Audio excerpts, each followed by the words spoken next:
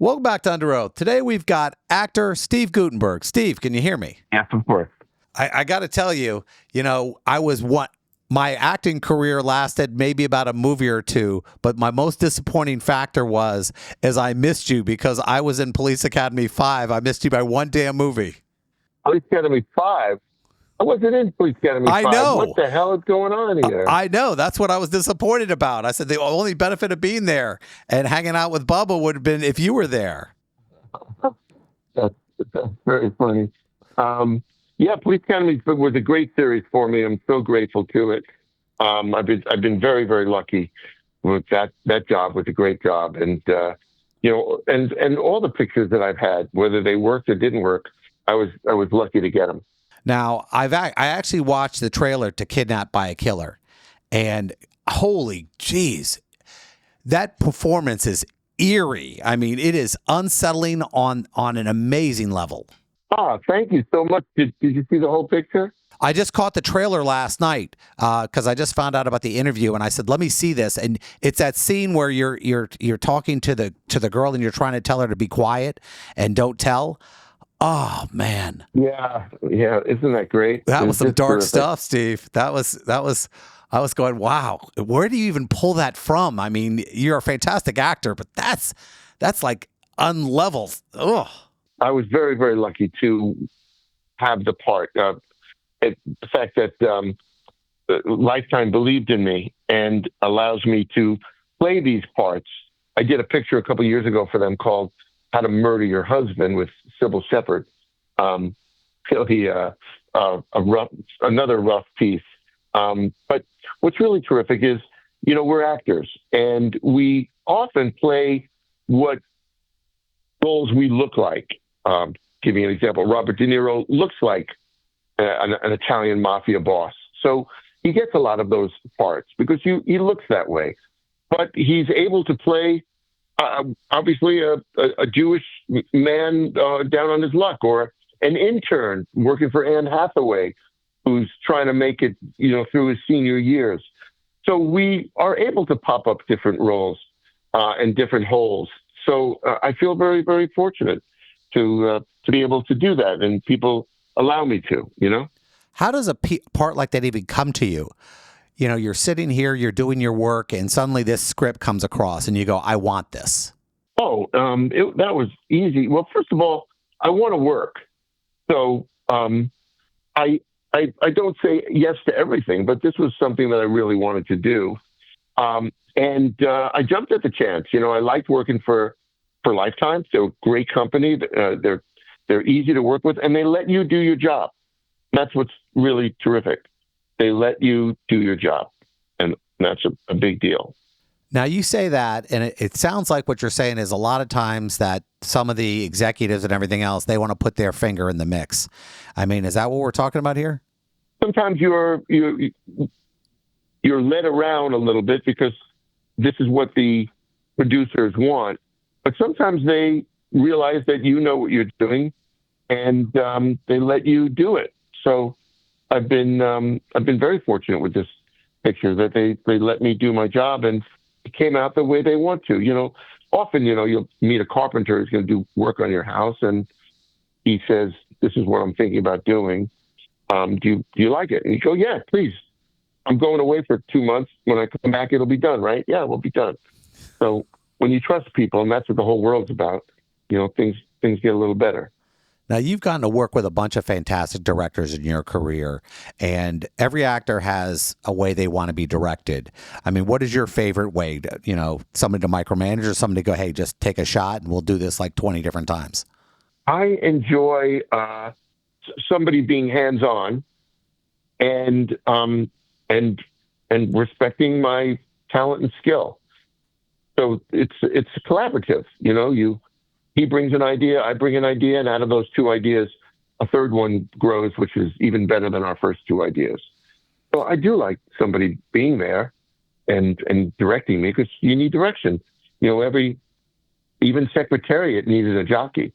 So, you always need somebody on the reins. Now, you've had a lot of opportunity to play a lot of different characters, and I always ask this question: what movie or what show that you were on, you go, I really would like to be remembered for this? I don't have one. If I was going to be remembered, it would be as an overall person. He was a great human being. He worked hard at his job. He loved his family. But I'm not dying, so I guess I don't think about a legacy. I'm going forever. But I would say of all my career, I would like to be remembered for 10 of my projects if I was going to count, because I've got so many good ones. I've done, I think, 70 or 80 movies. I've probably got 20 that I think are stellar, and the other ones were, it takes as much effort to make something that doesn't work as it does to make something that works. Now, I have a daughter who wants to get into the industry. She's going to theater school at University of Florida. And since I can't give her advice because I'm her father, I always like to ask my guests, what do you think the most important thing is when you want to build a career? Well, there's two things. Read as much as you can, because people want to work with smart people. So get your education high, get your knowledge of the classics high, get your knowledge of the world really high. And the next thing I would say is be so good that they have to hire you. Be so good that they have no choice but to hire you. When you first got into this industry, where did you think you would be? Would you think I'm going to be on the stage, or I'm going to be in movies or television? I mean, what path did you imagine yourself going down? I imagined myself being successful in what I was doing. That I imagined myself working with the best people on the planet, that I would enjoy myself, that God would give me a good life. And I imagined that I could share this with my family and friends. If you could do anything right now, and you said this would be the perfect job, this would be the perfect bit, what do you think it would be? I'd love to do an action comedy, and I would love to do one right away. Now, Kidnapped by a Killer, the movie that's out right now, I mean, how tough is it to get into a role like this? I mean, is it something you encapsulate? Or is it just something hey, listen, I'm on and I'm off? You have to do a lot of research. I did a ton of research. I spent weeks looking over his material, looking over who he was, reading magazine articles and newspaper articles and television programs about him. He was a famous serial killer in the 70s and the 80s.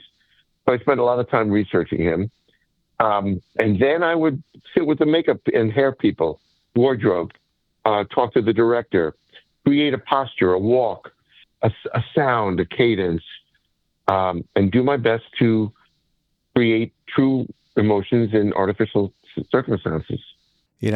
I'm also a lawyer, and I started off my career in criminal defense, and I used to tell people, I said, listen, 99% of the people out there just make mistakes, but the 1%, there are truly some people out there who there's an evil about them.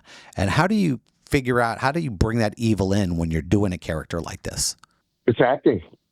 It's the same tools you use. A carpenter uses the same tools to build a barn as he does to build a skyscraper.